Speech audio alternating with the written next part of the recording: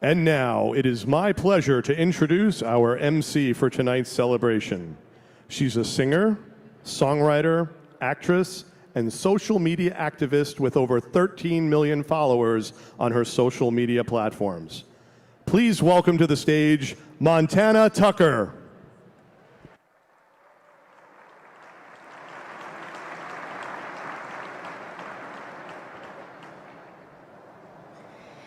Erev Tov, good evening. Come on, you guys can be louder than that. Good evening.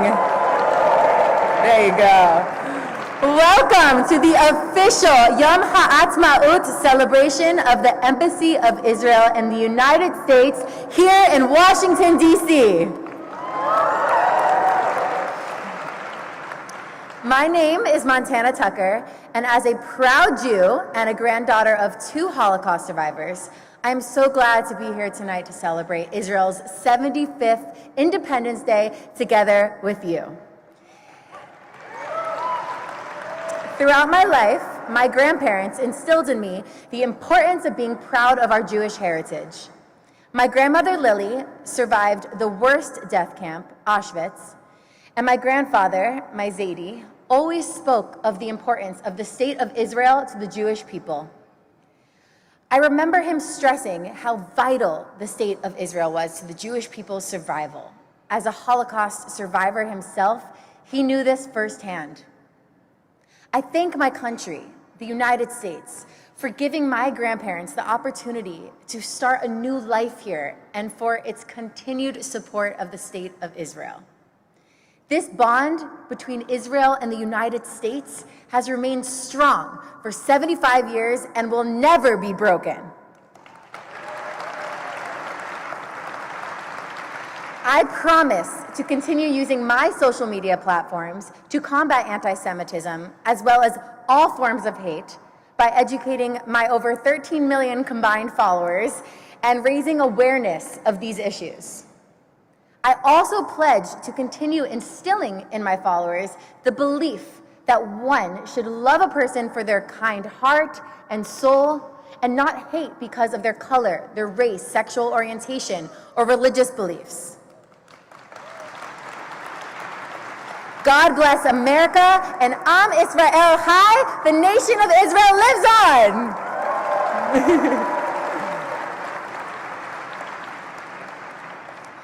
On Friday afternoon, May 14th, 1948, shortly before Shabbat started, David Ben-Gurion, Israel's first prime minister, read Israel's Declaration of Independence, and thus the State of Israel was born.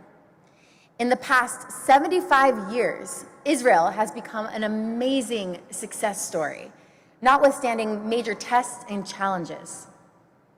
Today, we are celebrating what brings us all together: the accomplishments and the achievements of the Jewish state, only 75 years young. It is now my honor to invite to the stage our hosts for this evening, the Ambassador of Israel to the United States, Ambassador Michael Herzog and Ms. Shireen Herzog.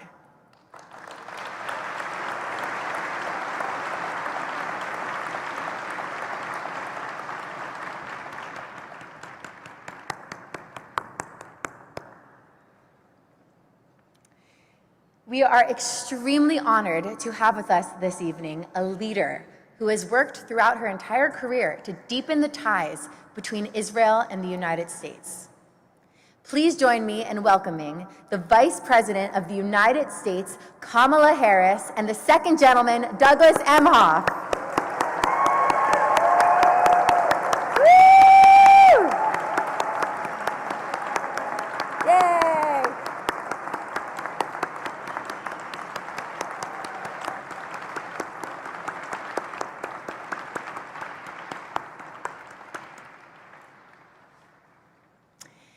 Minutes after Israel's independence, the United States, led by Harry Truman, was the first country in the world to recognize Israel. Years later, in 1959, President Truman recalled this moment and said, and I quote, "I had faith in Israel before it was established. I have faith in it now. I believe it has a glorious future before it, not just as another sovereign nation, but as an embodiment of the great ideals of our civilization. In this vein, this year's celebration is also a celebration of 75 years of the Israel-US alliance and friendship. Today, we are celebrating 75 years together, and as you can see, we have so much to celebrate.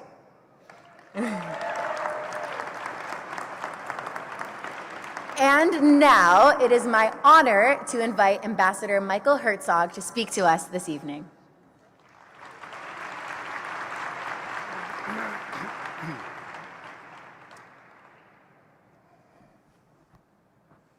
Good evening, Erev Tov, Masa al Khair, and happy birthday, Israel.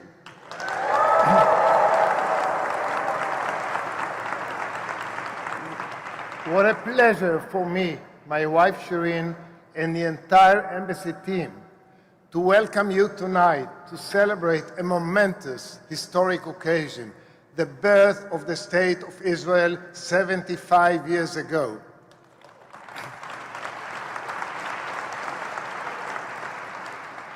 This specific celebration is dedicated to the unique relations between Israel and the United States, to 75 years together.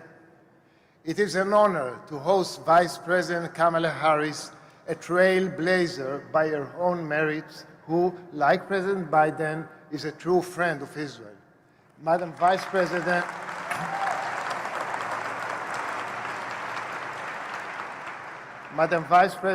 thank you and you, Second Gentleman Douglas Emhoff, for celebrating with us tonight. It is so heartening to have with us so many principled leaders in a show of support for U.S.-Israel relations. Members of Congress, members of the Biden administration and previous administrations, leaders of the Jewish community, and esteemed civil society representatives. Your presence, Jews and non-Jews, Democrats and Republicans, liberals and conservatives, is a testament to the strength and depth of our alliance.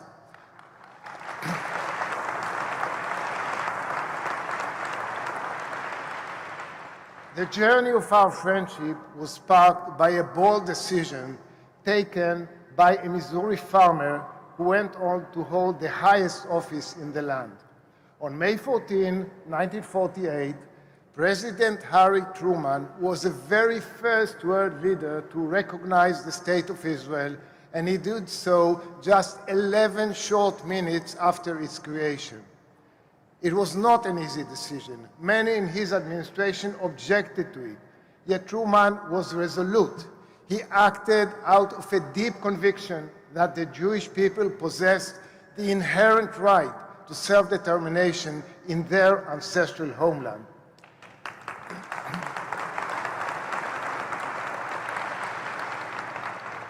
But Truman was not the first American leader to hold that conviction.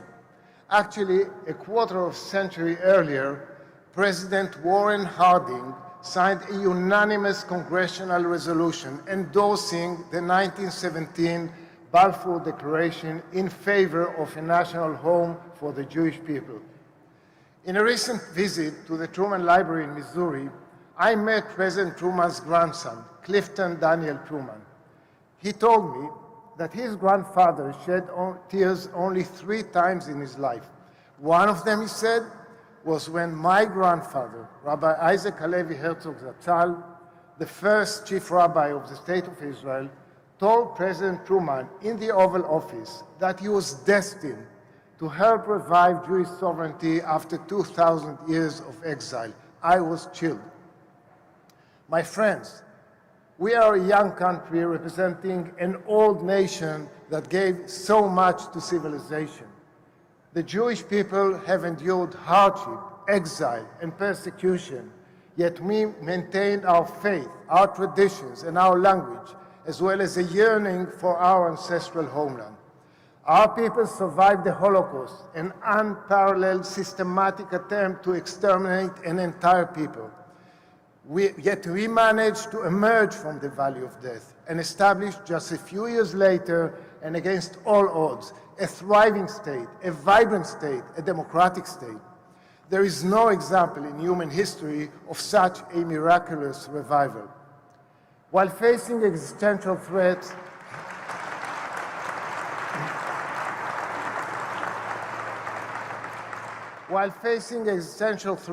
wars, and continuous campaigns of terror and boycotts, Israel wrote an amazing success story.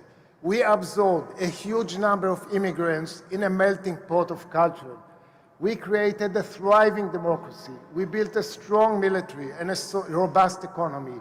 We signed 5 peace agreements and have become the startup nation and a powerhouse of innovation and creativity. Our first Prime Minister, David Ben-Gurion, once quipped that in the case of Israel, to be a realist is to believe in miracles. And yes, Israel is a miracle.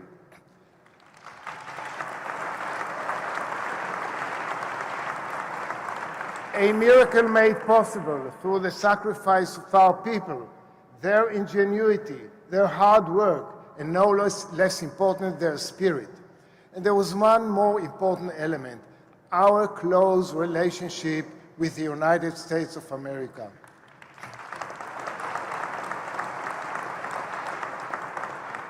It is no accident that we have become so close. Our great partnership is anchored in shared values. In fact, our own Declaration of Independence drew inspiration from America's. Our great partnership is anchored in shared interests. And this great partnership is anchored in a unique affinity between our peoples. We have so much in common. We are both proud nations built on pioneering. We are both built on integrating immigrants into an incredibly diverse yet free and open society.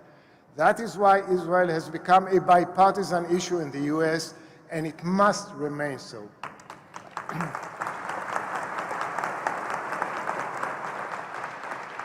What brings us together is far stronger than what might divide us. We have never asked the US to send troops to fight for us. We are eternally thankful to the US for assisting us so we can defend ourselves by ourselves. The values and ideas that underpin the unique relationship between our two countries, liberty, freedom, and equality, remain as strong today as they were 75 years ago. Our alliance goes both ways. And as Secretary Blinken said only yesterday, and I quote, "America is more secure when Israel is strong." End of quote.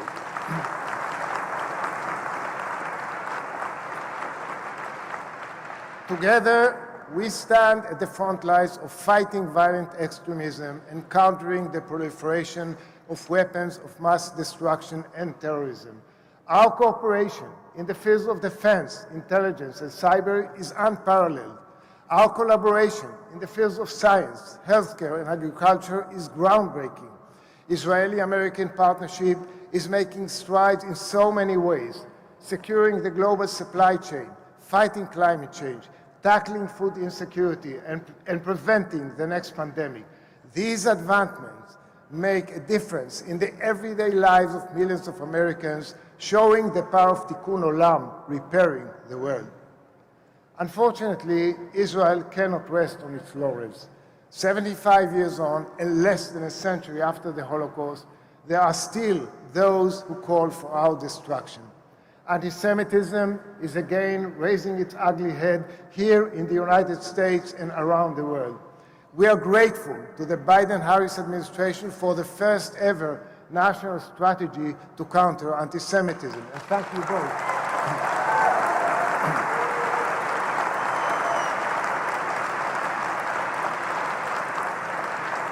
We must all remember, however, that this is but the first step in a long struggle.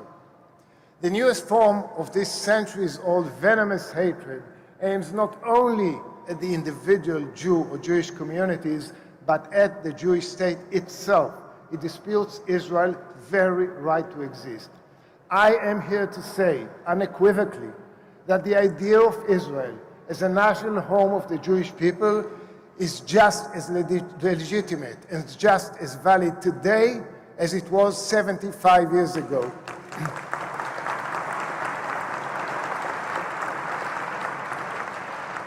Look, it's one thing to criticize certain Israeli policies.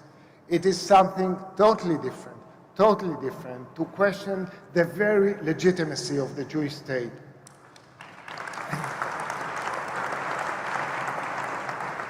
In our part of the world, the leading voice calling to wipe Israel off the map is Iran. These are not mere words. To a large extent, Iran's nuclear and regional hegemonic ambitions are directed at us, at Israel. We have been working jointly with the United States to push back against these dangerous ambitions. We have said time and again, and we mean it, that we will never allow Iran to acquire nuclear weapon capabilities. Never.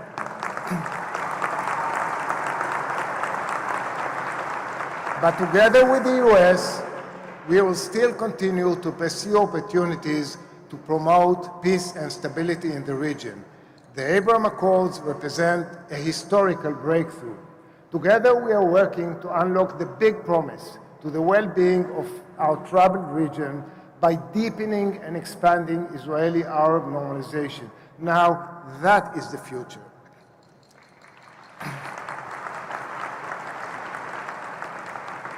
My friends, yes, Israel is an imperfect democracy, and we, like you, have our own set of internal challenges. As a young nation, only 75 years old, we are still grappling with important questions relating to our democratic system. But let me assure you, I am confident that Israel will remain a vibrant democracy.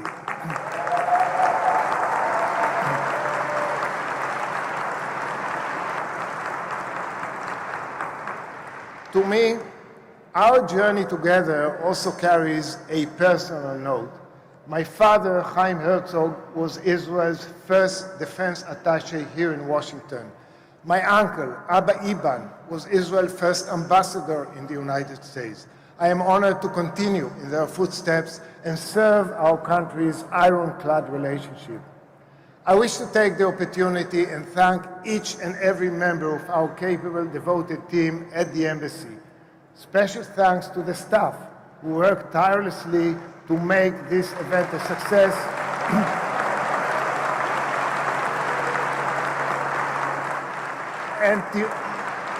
And to all the sponsors of this evening, indeed, they all deserve a round of applause.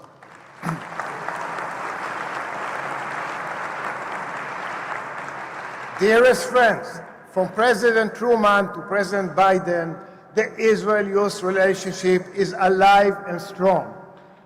So here is to realists who believe in miracles, and here is to the next 75 years of growth and friendship. May God bless you all. May God bless the United States of America, and may God bless the state of Israel. Letiferet Medinat Israel. Thank you.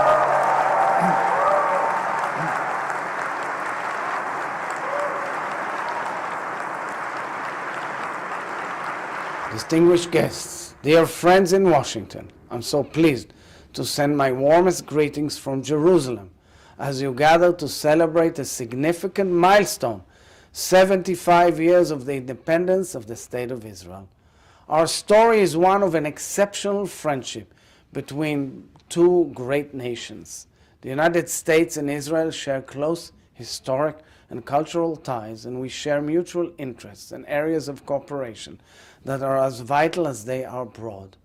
Technology and innovation, security, defense and diplomacy, agriculture and healthcare, and so much more. They cross every partisan boundary and transcend any one political moment. At the root of this all are the basic values that define us. We are nations with an unyielding fidelity to democratic principles and free, open, and enterprising societies. Both of our nations were born out of struggle and from intense desire for freedom, liberty, and self-governance, and a basis of shared values that we've all learned from the Holy Bible.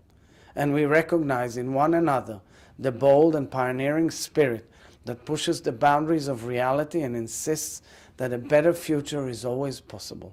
No matter how difficult the path and how long the arc, it is a spirit that binds us. I want to personally thank my good friend, Vice President Kamala Harris, for joining us to pay tribute to our unique relations. You are indeed, Vice President, a great friend of Israel, and I thank you and the second gentleman for being at this wonderful event. I want to thank the host, my dear beloved brother, Mike, Israel's ambassador to the United States, and his wife, Shireen. And I thank all of our many committed partners and friends who nurture these unique relations, give them their spectacular human texture and their promise for the future. I'm looking forward to visiting the United States of America in the near future, to addressing a joint meeting of Congress, visiting my good friends at the White House, and meeting so many other good friends, and honoring by that the unique relationship between our nations. I thank you all, dear friends, and shalom to all of you from Jerusalem.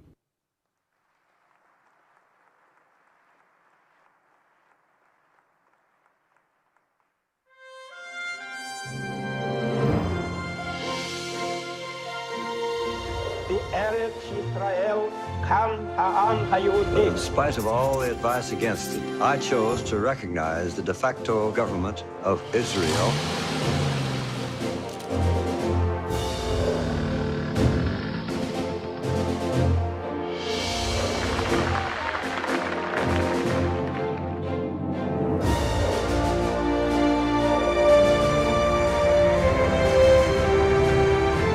The United States rises to declare before the world that it will never acquiesce in this infamous act.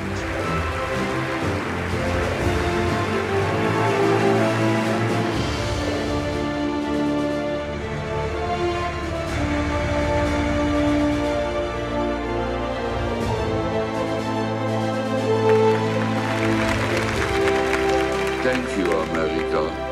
God bless America.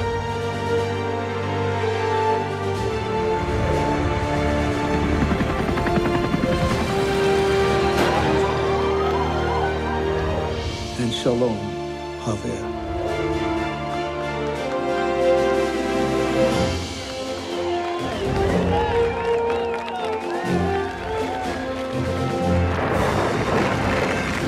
Masada shall never fall again, and America will be at your side.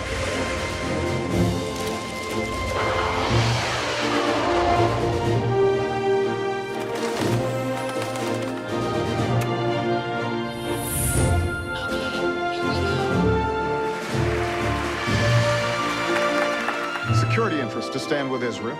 It makes us both stronger, and it makes the world a better place. We welcome you to the Embassy of the United States here in Jerusalem. The connection between the Israeli people and the American people is bone deep. May Israel and the United States continue to grow and prosper together for the benefit of the entire world.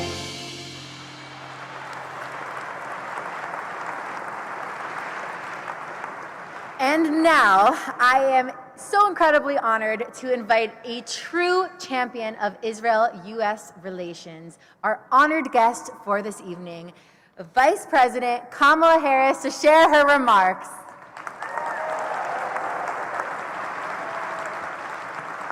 Thank you. Thank you. Good evening, everyone. Good evening. Good evening. Thank you. Please have a seat. Good evening. Good evening. And thank you, Montana, and for using your platform in such an important way. Ambassador Herzog and Mrs. Herzog, it is so good to be with you again, and I thank you always for the extraordinary leadership that you provide and the friendship that is very heartfelt. And of course, I send best to your brother, who I've spent time with as well. It is wonderful to be with everyone tonight. To the members of Congress who are here, the leaders from our administration, including Small Business Administrator Isabel Guzman, to the distinguished guests from Israel and throughout the United States. And of course, with us tonight is my husband, the second gentleman of the United States.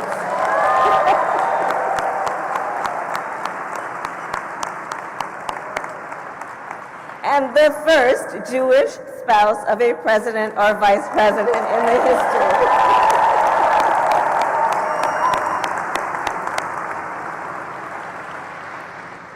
And he's been such an incredible leader in so many ways. And this, of course, this historical fact, has led to a lot of other firsts, including the first mezuzah on the front door of the vice president's residence, the first menorah lit in the residence,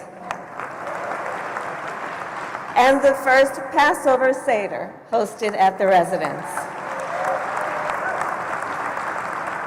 All of which are a great source of pride for Doug and me and our entire family, as I know it is for many who have celebrated with us over the years. So moving forward, I will say that I want to thank everyone who is here and to recognize that tonight we gather to, of course, celebrate the 75th anniversary of the State of Israel. Truly a remarkable milestone. For millennia, a homeland for the Jewish people was just a dream that lived in the hearts of generations of Jews, a dream that was sustained through displacement and discrimination, through struggle and sacrifice, and through one of the most horrific atrocities in the history of the world. Yet, as a famous quote from Theodore Herzl reminds us, if you will it, it is no dream.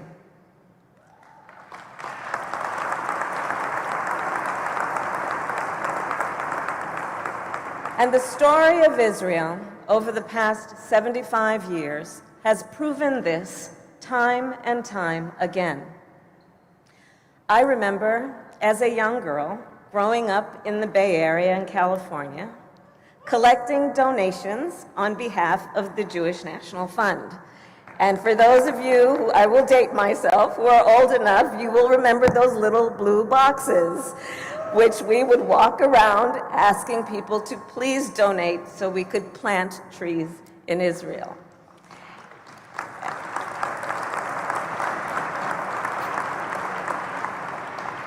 And yet, that act of us as children and young people was about so much more. It was about our sense of connection to the importance of building the state of Israel, helping the Jewish people thrive, dreaming together, and willing the dream into reality. Years later, as an adult, when I visited Israel for the first time, I saw the incredible results of these efforts, these collective efforts. An extraordinary country built, as the ambassador has mentioned, on ingenuity, creativity, and determination.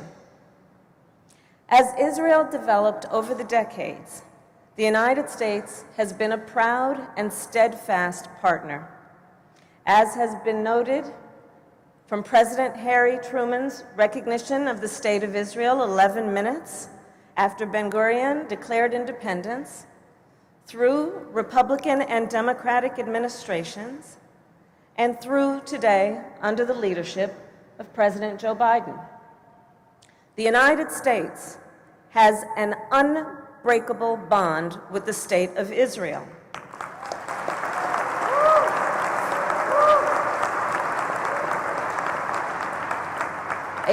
Proud to work to strengthen throughout my career in public service, whether it be as District Attorney of San Francisco, Attorney General of California, a United States Senator, and now as Vice President of the United States. At the core of the U.S.-Israel relationship is America's ironclad commitment to the security of Israel. This commitment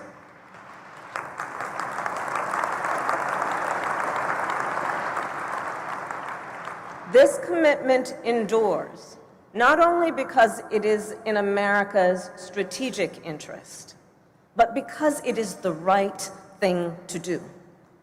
And this is why I was proud to vote for unprecedented security assistance to Israel, almost $4 billion per year, every year that I served in the United States Senate. And this is why our administration continues to provide this assistance and added another $1 billion in the wake of the 2021 conflict with Hamas. And know this, whether replenishing Iron Dome, working together to develop a new laser defense system, or countering Iran and its proxies, the commitment of the United States and its commitment to Israel's security will remain unwavering.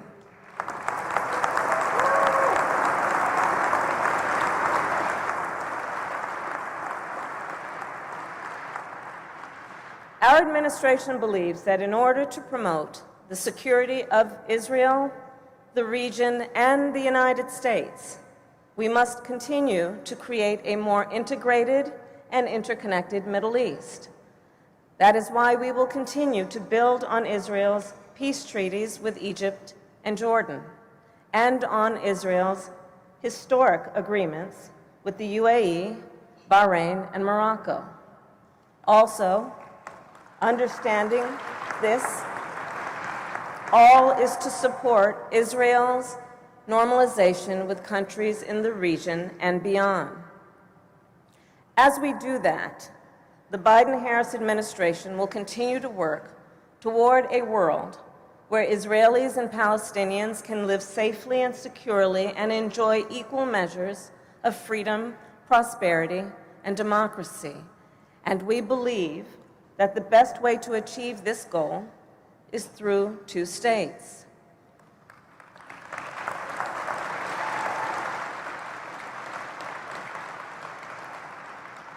We also believe that for Israel to be secure and for the Jewish people everywhere to be safe, we must stand up and fight back against anti-Semitism wherever and whenever we see it.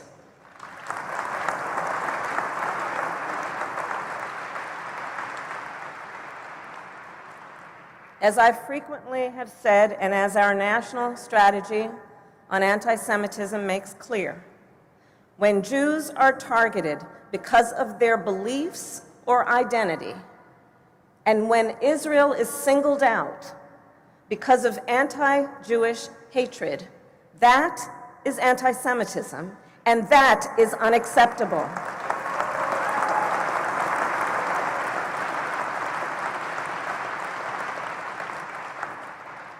And under President Joe Biden and our administration, America will continue to stand for the values that have been the bedrock of the U.S.-Israel relationship, which includes continuing to strengthen our democracies, which, as the ambassador has said, are both built on strong institutions, checks and balances, and I'll add, an independent judiciary.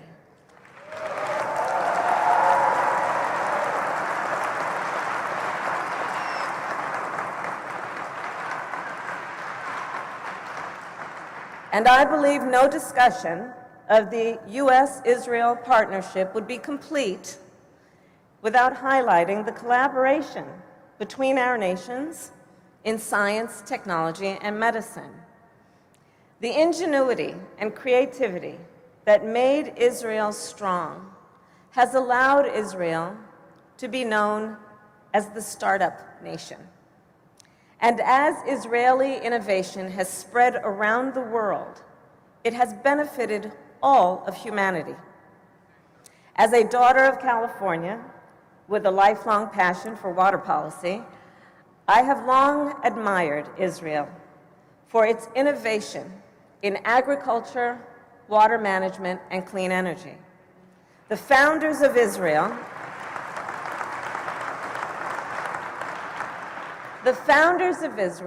pioneered irrigation techniques that brought water to desert farms. Israel pioneered desalination technology, which I saw firsthand at the Sorek desalination plant. And now, Israeli startups are using AI and cutting-edge technology to pioneer solutions to address food insecurity around the world. Israel is a nation full of innovators, entrepreneurs, and visionaries, whether on autonomous vehicles, cybersecurity, or fintech. It is clear Israel helps point the world toward the future.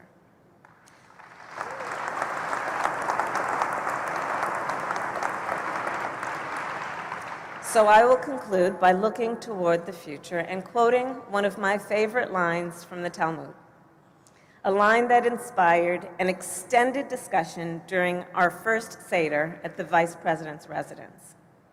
It says, and I'll quote, "It is not your duty to finish the work, but neither are you at liberty to neglect it." I'm going to repeat.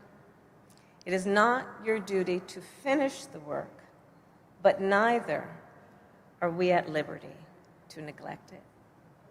While Israel and the United States have achieved so much together, there is still so much more work to do.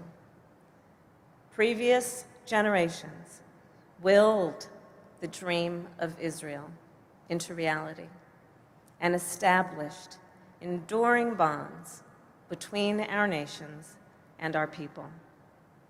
And now, for our generation, we have the baton in the long relay race of history, and it is then up to us to strengthen these bonds even further.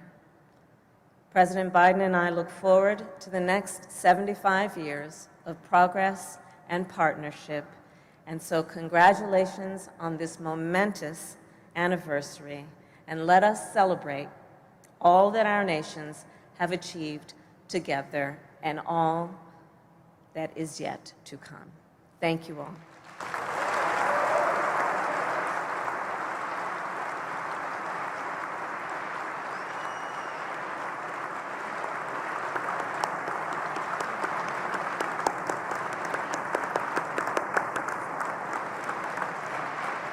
Wow.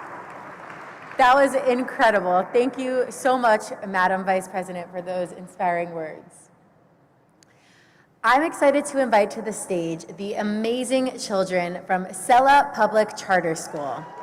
Yes, yes. Located in Ward 4 of Washington, D.C., Sela, which is Hebrew for rock, serves grades pre-K through 5th. The school's mission is to embrace the diversity of Washington, D.C., and instruct the students through a rigorous Hebrew language immersion program that highlights the culture of Israel. Students from all backgrounds, from all 8 wards of D.C., come together with an equally diverse teaching staff to learn in both Hebrew and English.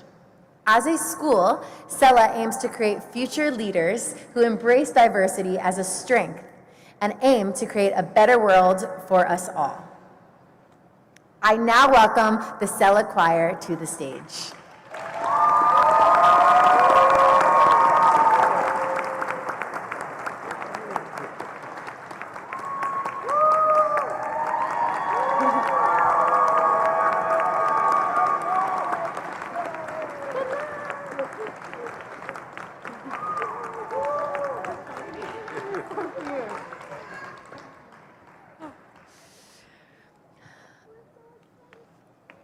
On May 15, 1967, the song Yerushalayim Shel Zahav, Jerusalem of Gold, was first introduced in Israel. This beautiful song, written by acclaimed Israeli songwriter Naomi Shemer, became a modern-day prayer that describes the Jewish people's 2,000-year longing to return to Jerusalem. Miss Shireen Herzog, Ambassador Herzog's wife, will sing Yerushalayim Shel Zahav, Jerusalem of Gold, joined by the Sela Choir. Accompanying them on piano is Hadrael Dayanim, a 9th grade honors student at the Charles E. Smith Jewish Day School in Rockville, Maryland. Here we go.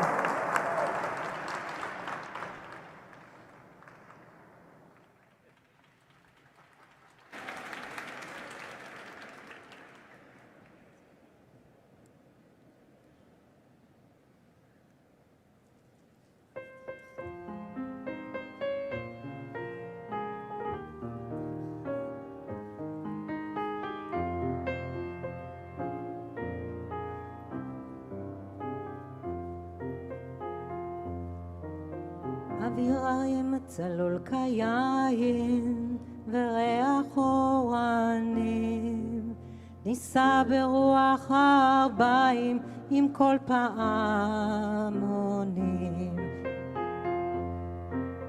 ובתרדמת אילן ואבן שדחתי את זה לשוב נרד לים המלח בדרך יריחו ירושלים של זהב ושל נחושת ושל אור הלא לכל שירייך אני כינור ירושלים של זהב ושל נחושת ושל אור הלא לכל שירייך אני כינור Alas, the drying wells and fountain, forgotten market day. The sound of horn from Temple's mountain no longer calls to pray. The rocky caves at night are haunted by songs of long ago, when we were going to the Jordan by way of Jericho.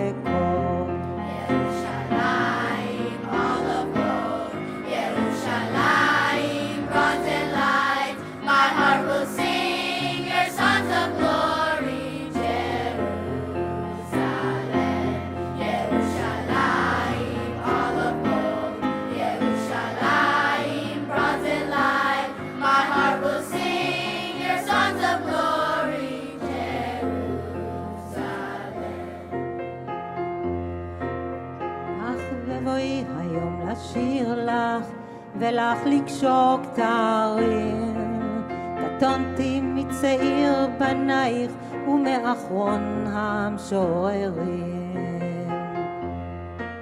כי שמך צורב את השפתיים כי נשיקת שרף אם אשכחך ירושלים אשר כולה זהב Yerushalayim, all of gold. Yerushalayim, bronze and light. My heart will sing your songs of glory. Jerusalem, Yerushalayim, shel zahav, v'shel nechoshet, v'shel or, halo lechol shirayim. Ani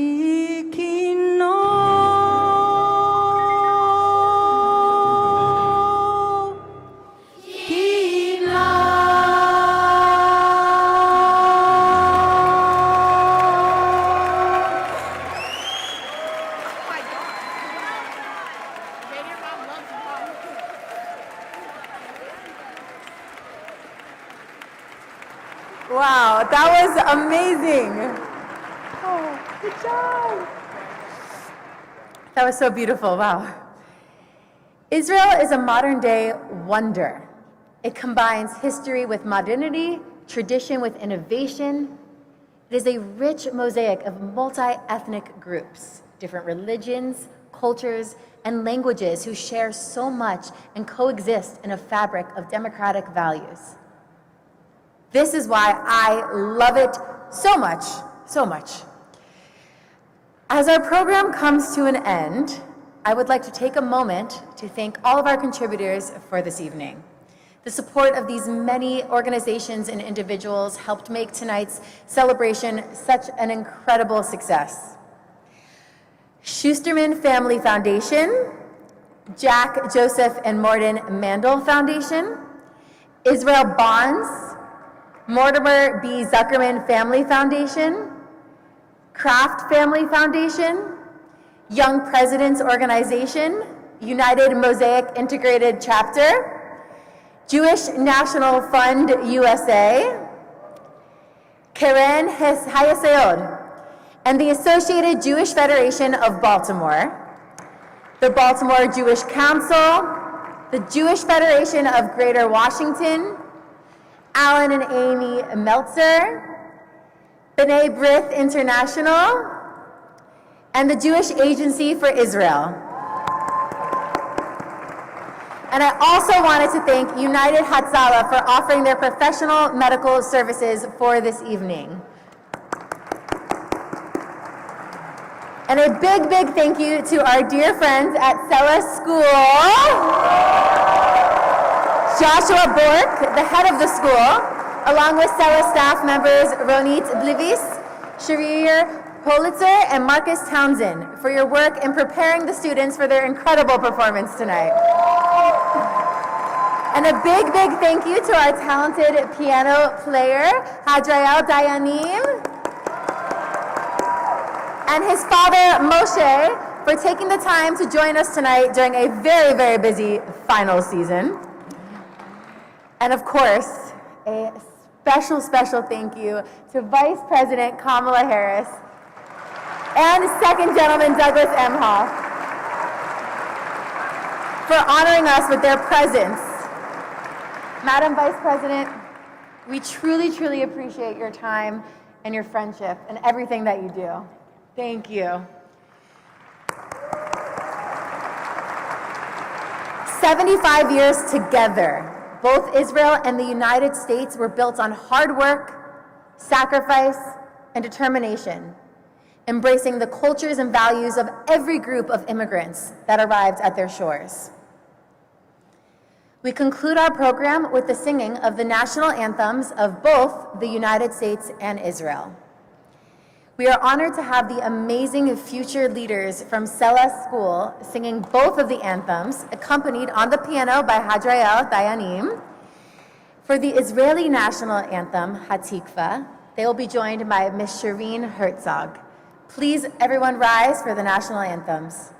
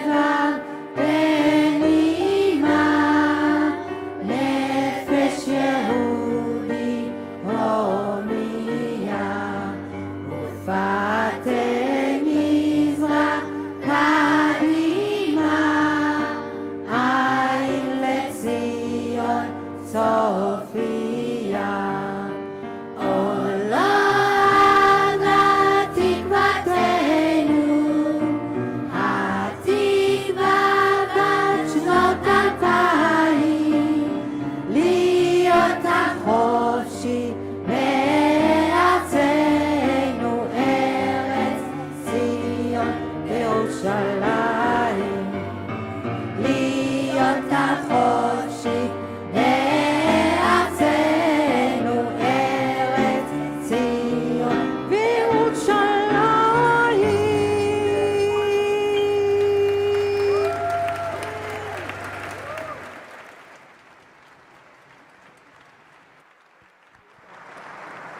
was so beautiful, so beautiful. Well, this concludes tonight's program. Thank you all so much for celebrating with us. And for those watching from home, thank you for tuning in. And for our guests here with us, we invite you to keep enjoying the celebration, but please remain in your places until Ambassador Herzog and Vice President Harris leave the stage. Toda Rabah, thank you very much. Happy Independence Day, Chag Atzmaut